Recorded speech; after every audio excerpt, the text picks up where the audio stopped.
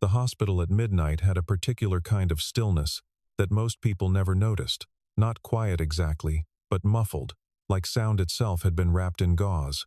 The fluorescent lights along the third-floor corridor hummed at a frequency just below hearing. A vibration you felt in your teeth rather than your ears. Somewhere down the hall, an IV monitor beeped in slow, steady intervals. A door swung shut with a soft compression of air. Rubber soles squeaked once against linoleum, then stopped. Evelyn Carter had been walking these corridors for 6 years. She knew every nurse by name on the night shift. She knew which elevator ran slow, which supply closet smelled of bleach even when empty, which corner of the second-floor waiting room had the broken heating vent that rattled from November through March. She owned this building, all 4 of them, in 3 cities, and she had made a discipline of knowing every detail of each one. She carried a clipboard she no longer needed. Old habit.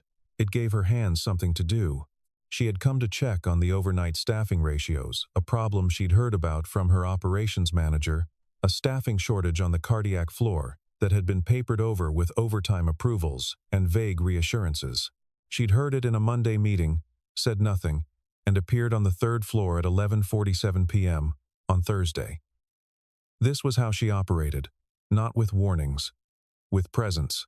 She had passed rooms 301 through 306 without slowing. The ward was pediatric cardiac children whose hearts worked too hard or not hard enough. Children who had been handed a particular kind of difficulty before they'd had any say in the matter. She had learned, over years, to walk this corridor without letting it touch her. It was a professional skill, like reading a balance sheet without flinching. You acknowledged the weight of it, and then you kept moving. She was 3 steps past room 307 when she heard it. Not music exactly. A voice. A man's voice, low and unpolished, singing something slow and deliberate, the words blurred by the half-open door and the distance. She stopped, without deciding to. The melody reached her in pieces, a phrase, a pause, another phrase. It was not a lullaby she recognized from any hospital playlist or children's album. It was older than that. Slower, it had the shape of something that had been sung for decades before anyone thought to write it down. The kind of song that existed in a family before it existed anywhere else. She turned. Through the narrow gap of the doorway, she could see a small lamp on the bedside table. The kind that gave off a warm amber circle, rather than the pale clinical light of the overheads. A child's silhouette under thin blankets, tubes running from her arm to a monitor that stood guard at her side. And beside the bed, leaning forward with his elbows on his knees and his face tilted toward his daughter, a man singing. His voice was not beautiful. It was earnest, careful, like he was carrying something fragile. He sang slowly, leaving space between words, and the melody he followed was so familiar to Evelyn that she felt it before she understood why. She recognized it 3 bars in. Her right hand found the wall beside her.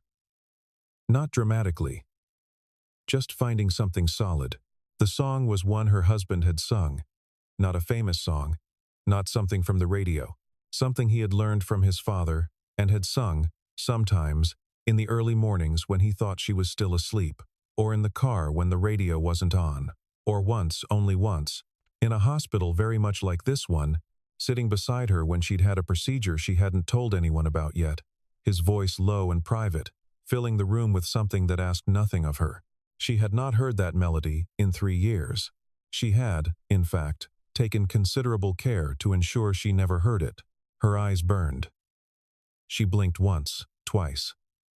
The clipboard was cool and hard in her grip. Down the hall, someone pushed a supply cart that squeaked faintly with every rotation of the left front wheel. Inside room 307, the man kept singing. He didn't know she was there. He was not performing. He was simply present, in the only way he knew how to be, in the hardest room he had ever sat in. A tear moved down Evelyn Carter's face. She did not wipe it. She stood very still and let it reach her jaw, and she breathed carefully, in through her nose, out through her mouth, and she did not move. She had not cried since the funeral. Daniel Brooks was 36 years old and had been invisible for most of his adult life. Not in any dramatic sense. He was not the kind of person people walk through, he was simply the kind of person their eyes moved past. Medium height, medium build, the sort of face that was pleasant without being distinctive. Dark circles under brown eyes. A jaw that needed a shave 2 days running, hands that were always slightly rougher than the rest of him. He wore the same rotation of 5 or 6 shirts. He drove a 12-year-old sedan with a crack in the rear bumper that he'd fixed twice with zip ties and once with electrical tape. He held 2 jobs a day shift, doing maintenance at a mid-size office park, and a weekend security position at a parking structure downtown, and both employers thought of him, when they thought of him at all, as reliable and quiet and not much trouble. He had been raising Lily alone for 5 years. Her mother, Cassie, had not abandoned them in any sudden or violent way. She had simply, over the course of about 18 months, become a person who needed more than their life could offer. She had left 3 times and come back twice. And the third departure had been quiet. A bag packed while Lily was at daycare. A text message that said, "I'm sorry I'm not better at this," and then a forwarding address for her mail that she'd used exactly once. Daniel had filed the paperwork for sole custody without a lawyer, because lawyers cost what they cost, and Lily had been 2 years old and had not yet formed the memory that would later need to grieve the fact of it. He had told Lily her mother loved her but lived far away. He had not lied. He had built their life around a small apartment in a neighborhood that was convenient rather than nice.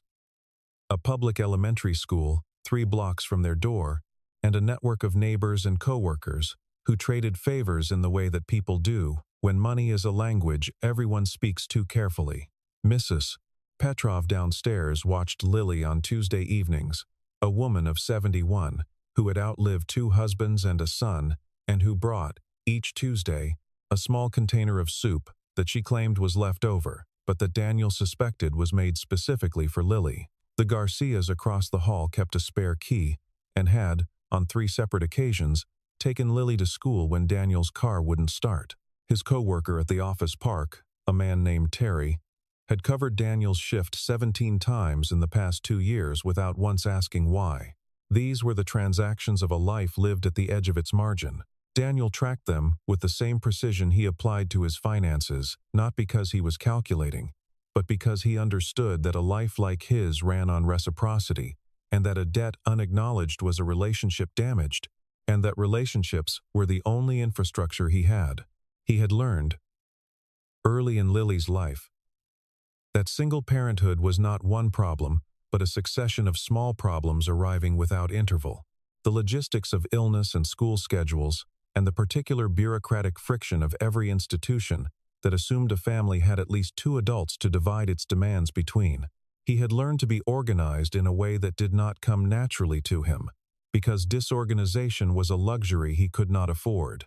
He kept a paper calendar on the kitchen wall, not a digital one, because paper did not require a battery with every appointment and commitment and school event written in 2 colors, red for things that could not move, blue for things that could be adjusted.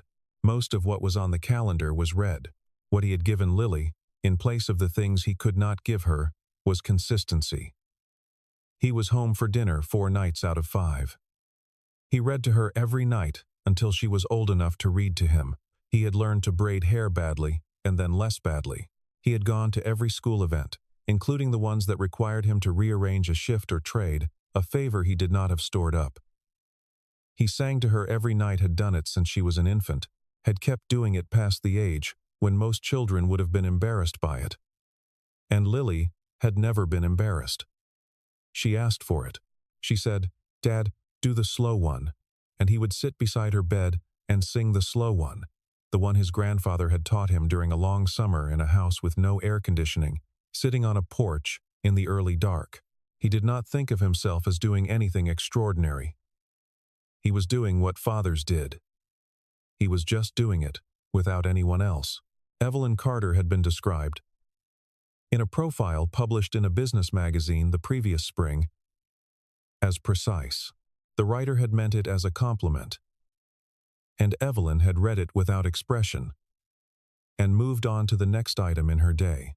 She was described, more often, by people who worked for her as exacting and controlled, and, by those who did not choose their words carefully, as cold. She had heard this.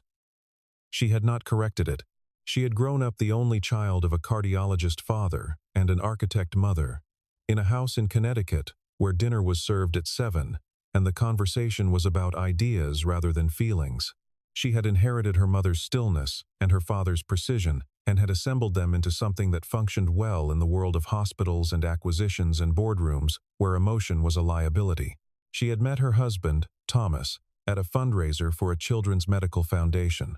He was a structural engineer who donated generously and laughed easily, and had the rare quality of making people feel that their time mattered to him. She had been 30 years old. She had not expected to fall in love with someone who sang to himself while making coffee, but she had, and it had rearranged her in ways she had never fully catalogued. They had been married 6 years when his car was struck at an intersection on a Wednesday afternoon in October. He had called her that morning to ask if she wanted takeout for dinner, and she had said she would be late, and he had said, "No worries, I'll keep it warm," and that had been that. The call she received 3 hours later came from a nurse she did not know, in a hospital she had never visited, in a city where he had been attending a site review. He had been alive when they called. He was not alive when she arrived.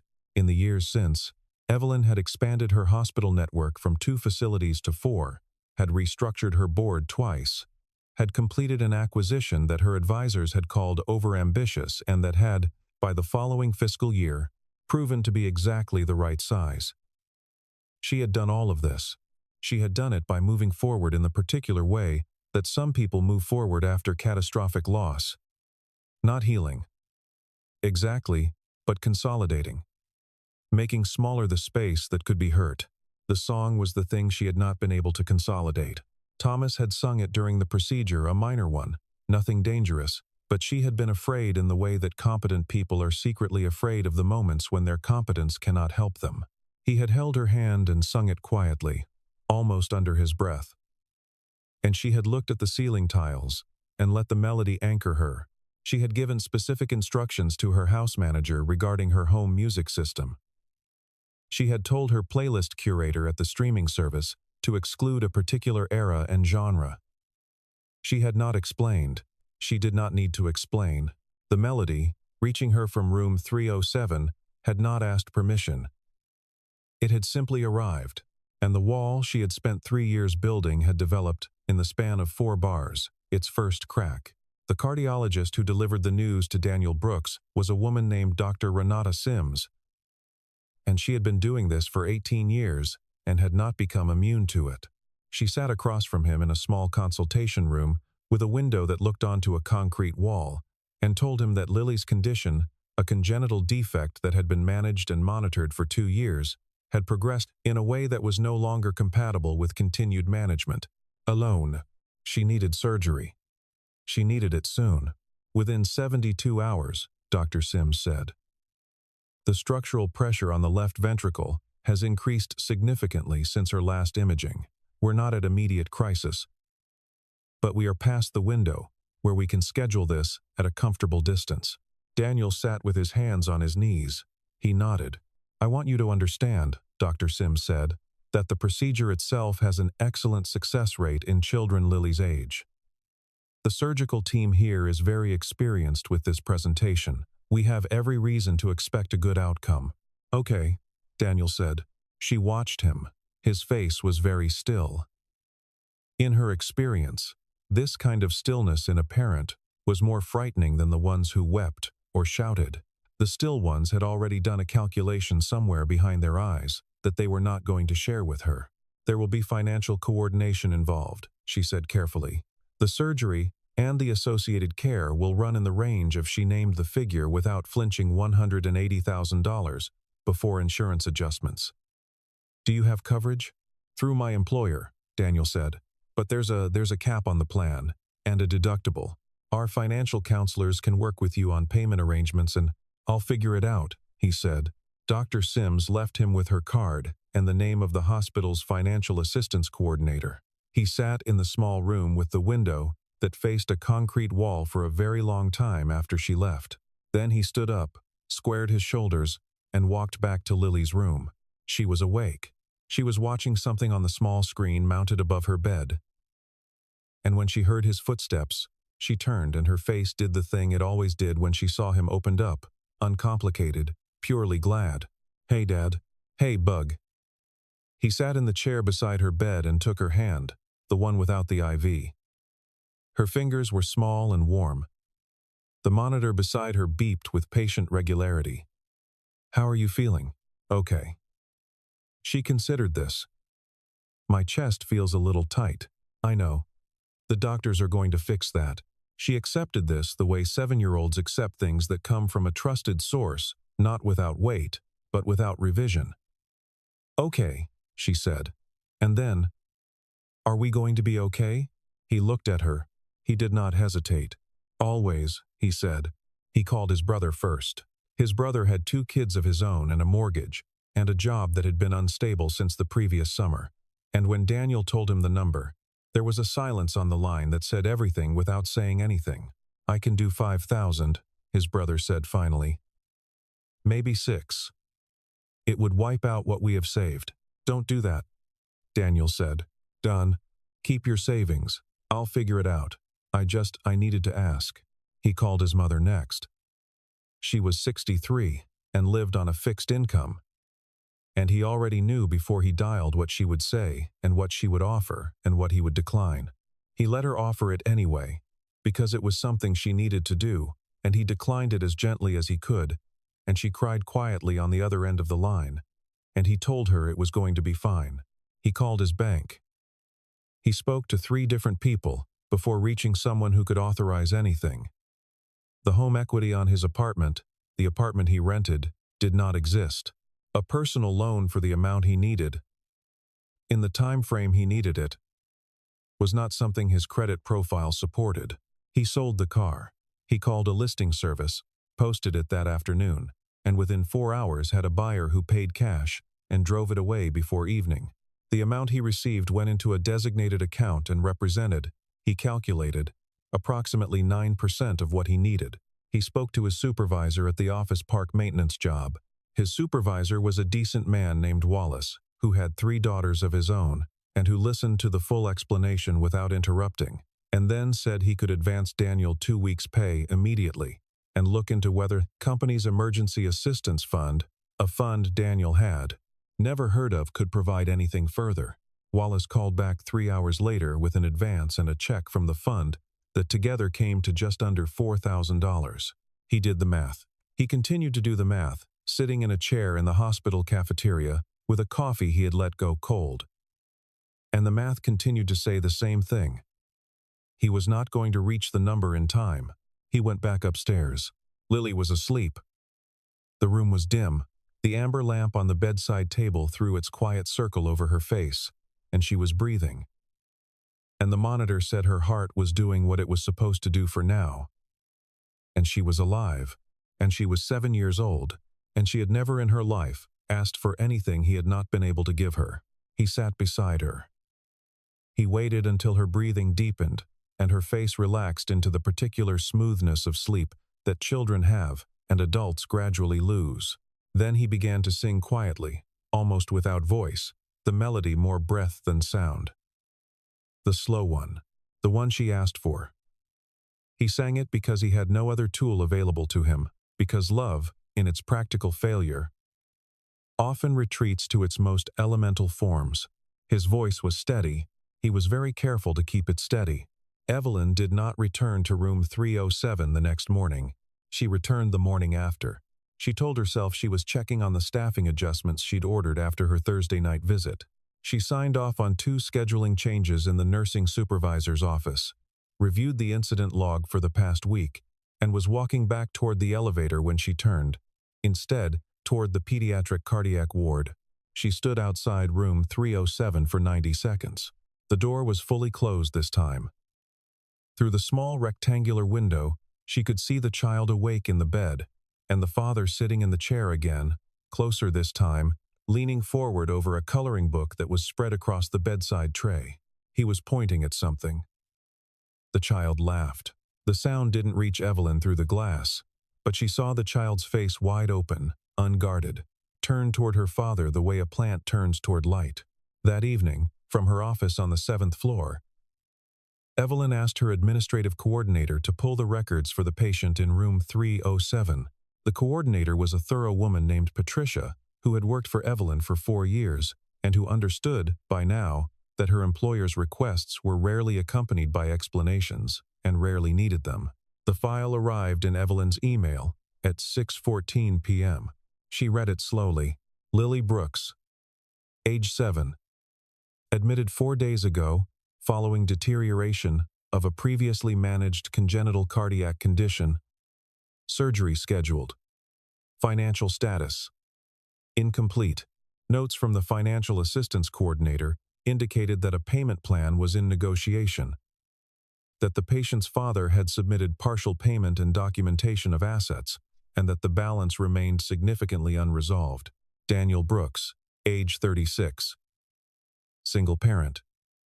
2 jobs, no property. Clean credit, minimal savings. Emergency fund contributions totaling $11,000. Current gap, $169,000. Evelyn closed the file. She opened it again and read the part about the surgery date. 72 hours from the original consultation. She looked at the timestamp on the consultation notes and did the subtraction and felt something cold pass through her. She sat in her office for a long time. The city lights arranged themselves in their usual patterns beyond the floor-to-ceiling windows. She had made harder decisions than this one. She made hard decisions every week, decisions that affected staffing and budgets, and whether a particular service line was sustainable, decisions that had human consequences she was not always able to fully trace. She was good at this. She was good at holding the large view without losing the particulars. But she sat in her chair and did not pick up the phone. She was not, she understood when she examined it honestly in the quiet of her office, with the city glowing orange. Below, she was not withholding action because of cruelty or indifference. She was withholding it because of something she did not quite have words for, something to do with the song. Something to do with the fact that walking into room 307 would require her to close a distance she had not chosen to close, to become present in a space where the melody had already breached the wall she'd spent 3 years building. She was afraid, and this was such an unfamiliar thing.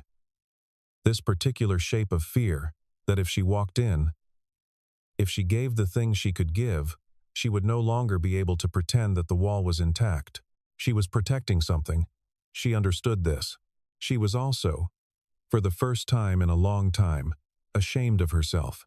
On the evening of the second day, Lily's numbers shifted.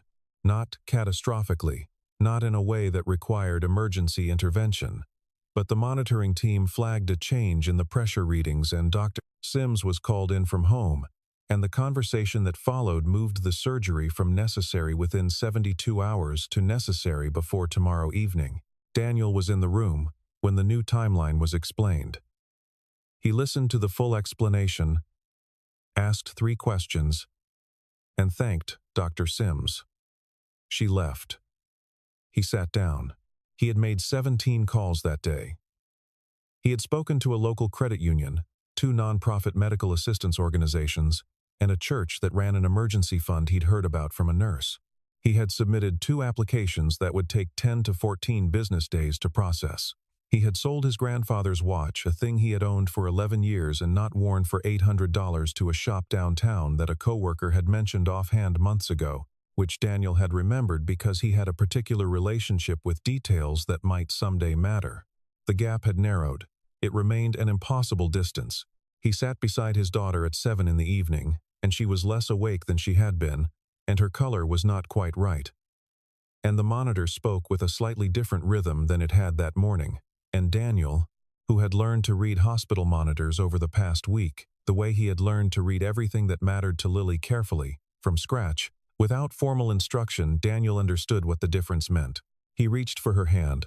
She opened her eyes partway. "You're here," she said. "I'm here," he said. "Will you do the song?" He opened his mouth. The first note came out wrong, cracked, too low, a failure of breath control. He stopped.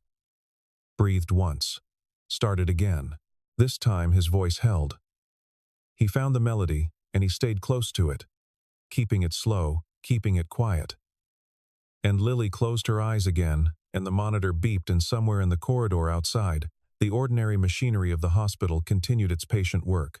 He was most of the way through the second verse when he realized his voice had developed a quality he could not fully control. Not breaking, not quite, but thin, the way a structure sounds when the load on it is just slightly more than it was designed to carry. He finished the song.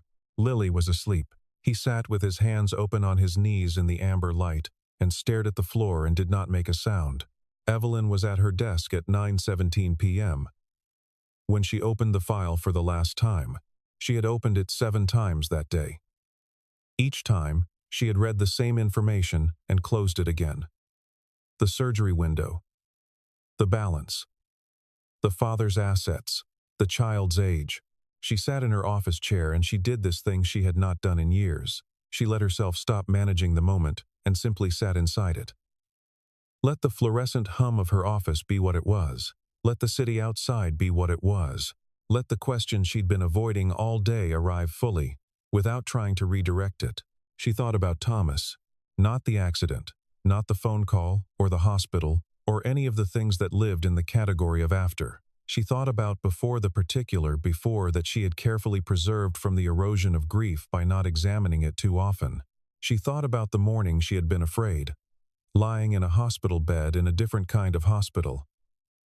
And she had looked at the ceiling and held very still, and Thomas had sat in the chair beside her bed and sung the slow song, his voice unpolished and earnest and so precisely itself, and the fear had not gone away, but it had become a thing she could breathe alongside.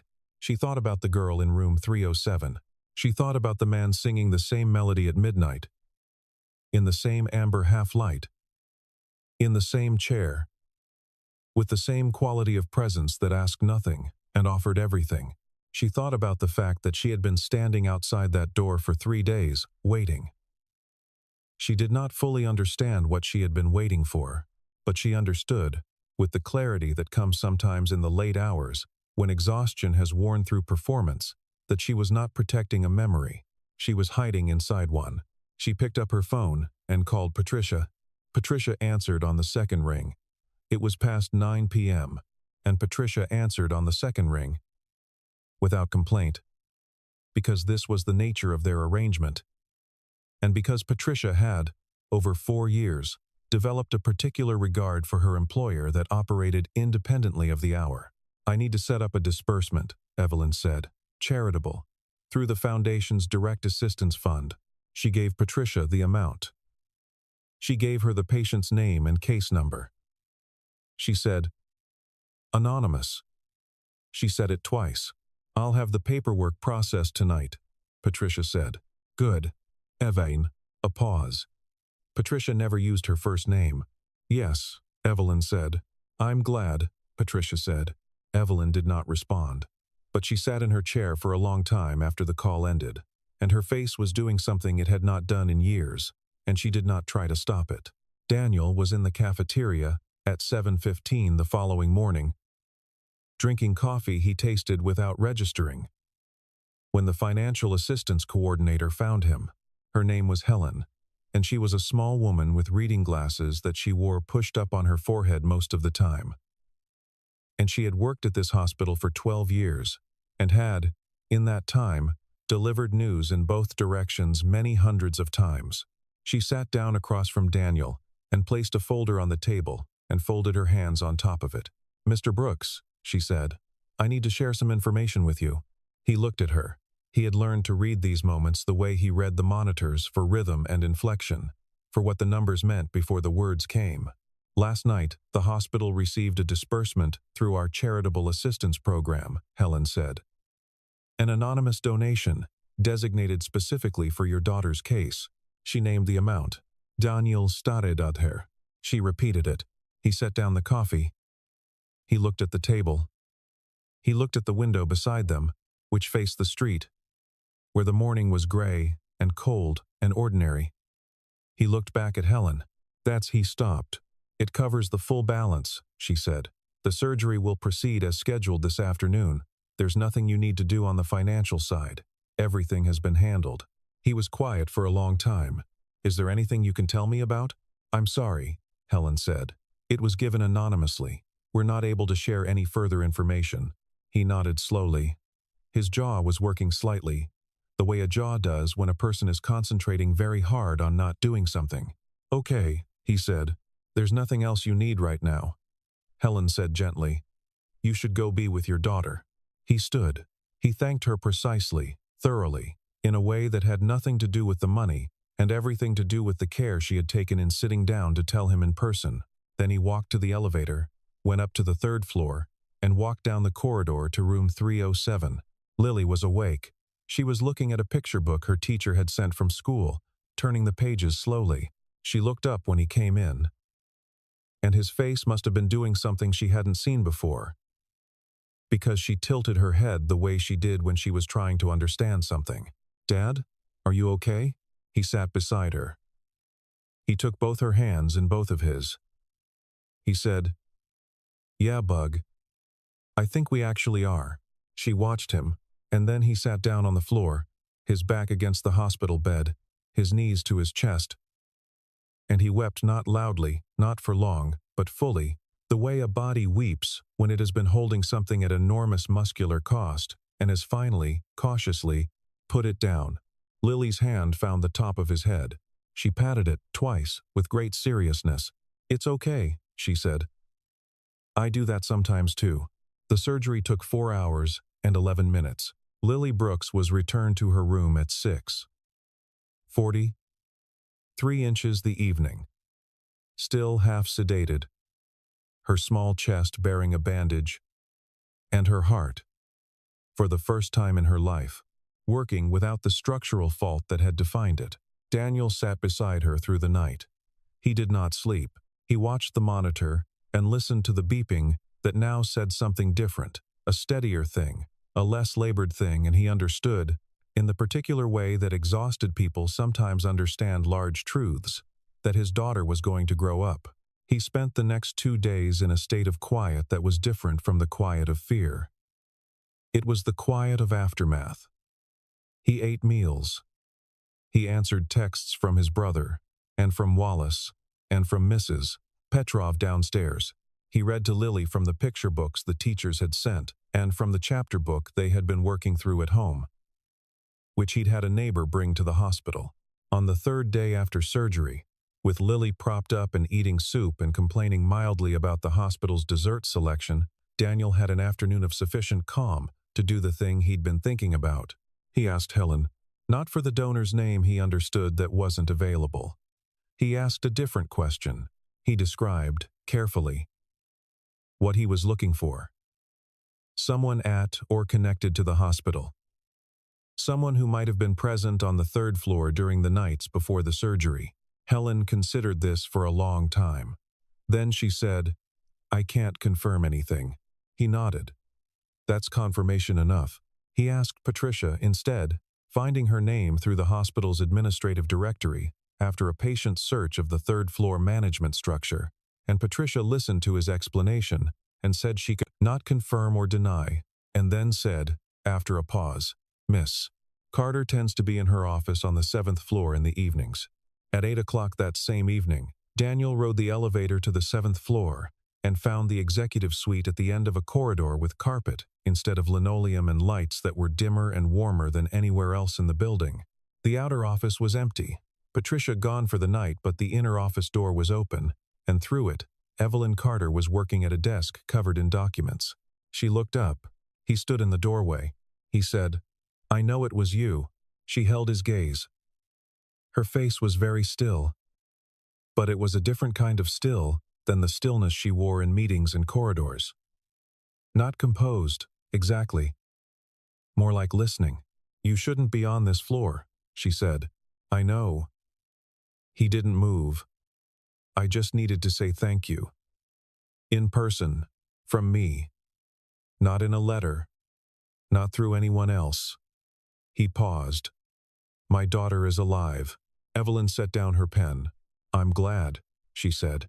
And then she said nothing else, because there was nothing else that required saying. He did not leave immediately. He stayed in the doorway, and the silence between them was not uncomfortable, in the way that silences are not uncomfortable when both people in them are telling the truth. The song, he said finally. "The one I sing to her." Her eyes changed slightly. "Where did you learn it?" she asked. "My grandfather," he said. "He learned it from a man he met in a park when he was young. An older man. My grandfather used to say this man sat in the same spot every morning and just existed there, in the sun. And one morning my grandfather asked him what he was thinking about, and the man said he was remembering a song his daughter used to ask him to play. And then he sang it." Daniel paused. "My grandfather never forgot it. He did not know, then. He was simply telling the story." But Evelyn Carter's face was doing something that had not happened in public in a very long time. Her jaw tightened. Her eyes went bright. She looked away from him toward the window, toward the city lights, and when she looked back, there was something in her expression that she had stopped trying to conceal. "Your grandfather," she said carefully. "How old was he?" "He'd be in his 70s now. He passed 6 years ago." She was quiet. "Miss Carter," he said. She shook her head once, slowly, like she was working something out that required the full weight of her attention. "My father," she said finally. "He sat in a park near his apartment every morning. He had a habit of talking to strangers." Her voice was very level. "He died 4 years ago. He had a daughter who never asked him to sing anymore." A pause. "Who had, in fact, forgotten to tell him what the song meant to her before he was gone." The silence that followed was the kind that required both of them to simply be inside it. "He taught your grandfather," she said. Daniel didn't answer. There wasn't an answer that helped. She turned back toward the window. Outside, the city went on with its orange, indifferent light, and the hospital below hummed with its patient machinery. And somewhere on the 3rd floor, a 7-year-old girl with a newly repaired heart was sleeping in a room with a warm, amber lamp. Evelyn Carter pressed her hand against her mouth. And then she cried. Not quietly, not controlled, the full thing, the thing that had been stored for 3 years behind every professional achievement, and every precise decision, and every corridor she had walked without letting it touch her. She made no sound that was dignified. She put her hand over her face and she shook. And the tears came in the particular way that tears come when they have been waiting a very long time. Daniel Brooks did not say anything. He did not leave. He stepped into the office fully, set down nothing, held nothing, and simply stood at a respectful distance and remained present in the way he knew how to be, in the way that was the only thing he had ever consistently known how to offer. After a while, the shaking slowed. After a longer while, Evelyn lowered her hand. She looked at the ceiling. She breathed. "I'm sorry," she said. "Don't be," he said. She looked at him. "How is she?" "She's good. She's complaining about the pudding." Something crossed Evelyn's face that was not quite a smile, but was not very far from one. "We can look into the pudding. She'd appreciate that." The silence returned, but softer this time. The two of them existed in it without urgency. Outside, a cloud moved across the portion of the sky visible above the adjacent rooftop. And the lights of the city shifted almost imperceptibly. "Your grandfather knew my father for one conversation," Evelyn said eventually. Apparently that was enough. Apparently, she looked at her desk. At the documents she would still be here to read in the morning. At the clipboard she didn't need and still carried. She looked at her hands. "The last thing Thomas ever did," she said, and she said the name evenly, not without cost, but without the quality of someone who cannot say the word. "The last thing he did that I was present for was sing that song to me. In a hospital. When I was afraid." She looked up. "I thought it belonged to him, that keeping it away was how I kept him." She paused. "I was wrong about that." Daniel said nothing. He was very good at being in the same room as grief without trying to fix it, which was the single most useful quality a person in his position could have. "I think," Evelyn said slowly, "that it doesn't belong to any of us. It's just moving. From person to person. Forward." He nodded once. "Thank you," she said, "for coming up here." "Thank you," he said. "For everything." He stood. He said good night. He walked back to the elevator. And the elevator took him down to the 3rd floor, and he walked the familiar corridor, the one with the humming lights and the slow beeping, and the particular smell of antiseptic that he had stopped noticing 3 days in, and he went back to room 307. Lily was awake. She had been waiting. "Where were you?" she asked. "Talking to someone," he said. "Who?" "Someone who needed to be talked to." He sat down. He reached for her hand. "How's the chest?" "Better," she said. And then, "Dad, will you do the song?" He looked at her face in the amber light, at the monitor beside her that spoke in its new, steadier rhythm, at the window behind her where the night was doing its ordinary work. He began to sing. 3 days later, Lily was discharged. The morning of her discharge was gray and cold, in the way that early winter mornings are gray and cold, not dramatically, just matter-of-factly. The sky, a flat pale color above the parking structure across the street. Daniel had brought clothes from home. Lily's favorite sweatshirt, the green one with the small embroidered star on the collar that she had picked out herself at a discount rack 2 winters ago, and treated with a devotion disproportionate to its cost. He had brought her sneakers and her backpack, which contained, she informed the discharge nurse seriously, 2 chapter books, a pencil case, and a very important rock she had found on the playground in September. The discharge nurse, a woman named Colette, who had worked Lily's ward for 9 years, signed the final paperwork and said, looking at Lily directly rather than at Daniel, "You were very brave." Lily considered this. "I know," she said, with the equanimity of someone who has been told something true. Daniel carried her backpack. Lily walked on her own. She had insisted on this, declining the wheelchair that was technically protocol with the firmness of someone who had recently survived a significant ordeal and had opinions about how to exit it. They went down the elevator together, through the lobby, with its potted plants and its information desk and its slightly tired holiday decorations that were a week early for the season, and out through the automatic doors into the cold morning air. Lily stopped on the sidewalk and tilted her face up. "It smells different out here," she said. "Yeah," Daniel said. "It does." She took a breath. He watched her, this person he had made who had been remade, slightly, by the hands of strangers and the invisible generosity of someone he had only met once, in a room with carpet and city lights and unshed tears. He watched her breathe the cold air with her new steady heart, and he thought, "Everything after this is a gift." He did not say this aloud. He simply stood beside her on the sidewalk until she was ready, and then they walked together to the car that was no longer his car, but a rental he had arranged, and he drove them home through the gray morning, with the heat running and a song playing very softly on the radio that was not the song, was something else entirely, something ordinary, and Lily fell asleep in the back seat before they reached the highway. He drove the rest of the way in silence, which was not empty. Evelyn Carter was not on the 3rd floor when the discharge happened.